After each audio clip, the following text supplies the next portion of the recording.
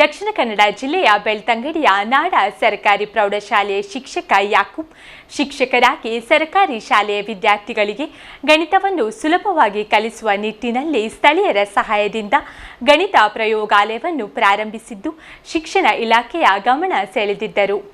ಯಾಕೂಬ್ ಅವರು ಮಾಡಿರುವ ಈ ಕಾರ್ಯ ರಾಜ್ಯಾದ್ಯಂತ ಗಮನ ಸೆಳೆದಿತ್ತು. ಅವರಿಗೆ ರಾಜ್ಯ ಮಟ್ಟದ ಅತ್ಯುತ್ತಮ ಶಿಕ್ಷಕ ಪ್ರಶಸ್ತಿಯನ್ನು ಈ ಹಿಂದೆ ನೀಡಲಾಯಿತು.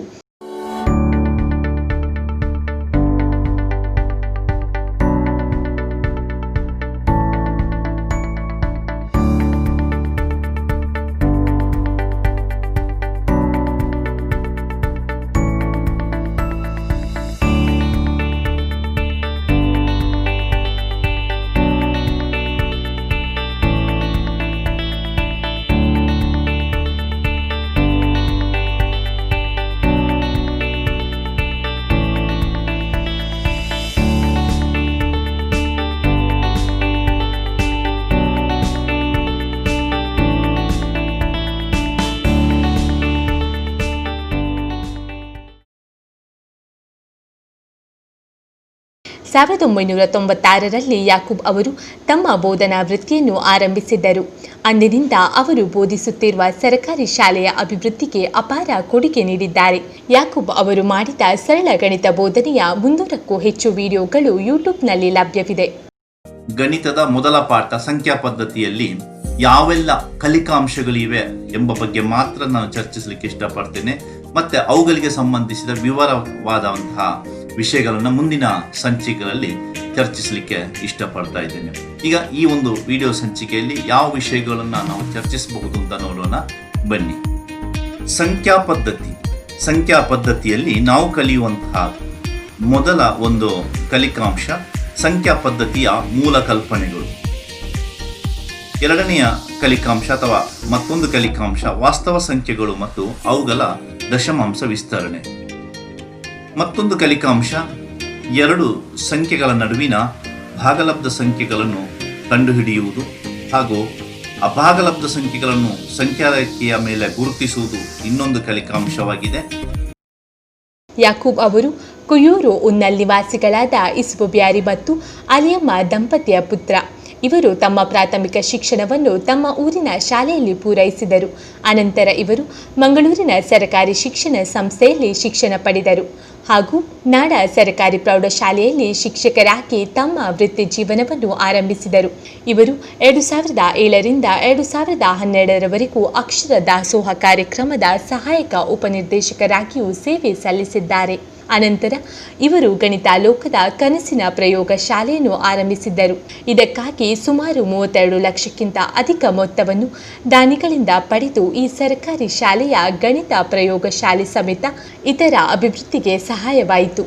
ಸರ್ಕಾರದಿಂದ 71 ಲಕ್ಷದ ಅನುದಾನದಲ್ಲಿ ಸರ್ಕಾರಿ ಶಾಲೆಯೊಂದನ್ನು ಸಮಗ್ರ ಶಿಕ್ಷಣವನ್ನು ಅಭಿವೃದ್ಧಿಪಡಿಸಿ ಮಾದರಿ ಶಾಲೆಯನ್ನಾಗಿ ಮಾಡುವಲ್ಲಿ ಯಶಸ್ವಿಯಾಗಿದ್ದಾರೆ.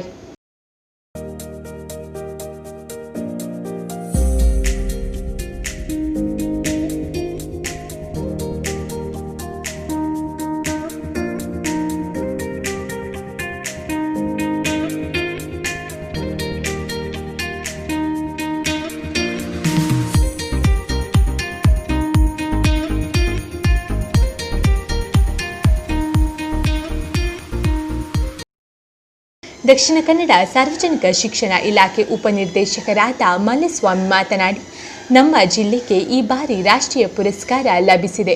ಬಹಳಷ್ಟು ಸಂತಸದ ಸಮಯ. ಯಾಕೂಬ್ ಅವರು ಗಣಿತವನ್ನು ಬಹಳ ಸರಳವಾಗಿ ಮಕ್ಕಳಲ್ಲಿ ಅಚ್ಚುಳಿಯುವಂತೆ ಬೋಧನೆ ಮತ್ತು ಸಲಕರಣೆಗಳನ್ನು ಮಾಡಿಸಿ ಆ ಮೂಲಕ ಇಡೀ ರಾಷ್ಟ್ರ ಮಟ್ಟದಲ್ಲೇ ಸಾಧನೆ ಮಾಡಿದ್ದಾರೆ. ಇವರ ಸರಳ ಗಣಿತ ಬೋಧನೆ ಮಕ್ಕಳಲ್ಲಿ ಬಹಳಷ್ಟು ಪರಿಣಾಮ ಬೀರಿದ್ದು ಚುರುಕುತನ ಮೂಡಿಸಿದೆ. ರಾಜ್ಯದ ನಾನಾ ಜಿಲ್ಲೆಗಳಿಂದ ಹಲವಾರು ಶಿಕ್ಷಕರು ಬಂದು ಇವರ ಗಣಿತ ಶಿಕ್ಷಣವನ್ನು ತಮ್ಮ ಶಾಲೆಯಲ್ಲಿ ಅನುಷ್ಠಾನ ಮಾಡಿ ಶಿಕ್ಷಣ ಕ್ಷೇತ್ರದಲ್ಲಿ ಬಹಳಷ್ಟು ಕಾರ್ಯವನ್ನು ಹಮ್ಮಿಕೊಂಡಿದ್ದಾರೆ ಎಂದರು.